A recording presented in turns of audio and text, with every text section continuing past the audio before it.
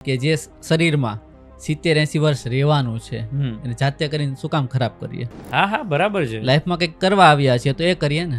હા એટલે કર્મભૂમિ છે ને આ Yes. ભૂમિ કઈ કર્મભૂમિ. યસ, તો અહીંયા કર્મ કરવા મોકલ્યા છે, મસાલા ખાવા નથી મોકલ્યા.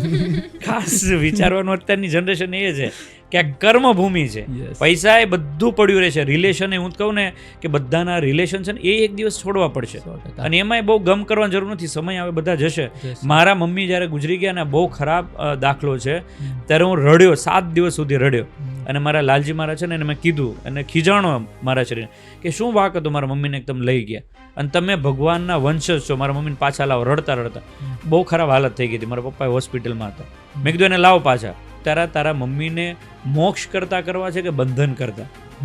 મેં કીધું મોક્ષ કરતા. બંધન કરતા જો આપણા બંધાય તો ભટક્યા કરે આત્મા. યસ, મેં કીધું મોક્ષ કરતા કરવા છે. તો મોક્ષ કરતા કરવા હોય ને તો ભગવાનને યાદ કરીને પછી વાય આપ. અને ડાયરેક્ટ આપણે જો એ આત્માને યાદ કર્યા કરીને સંભાળ્યા કરીએ ને એટલે આત્મા છે ને આપણી યારે બંધન થઈ જાય કે આ મને ભૂલતો જ નથી, એટલે આ આત્મા તમારી બાજુ ભટક્યા કરે. હવે તમે ક્યાં સુધી નહીં ભૂલો?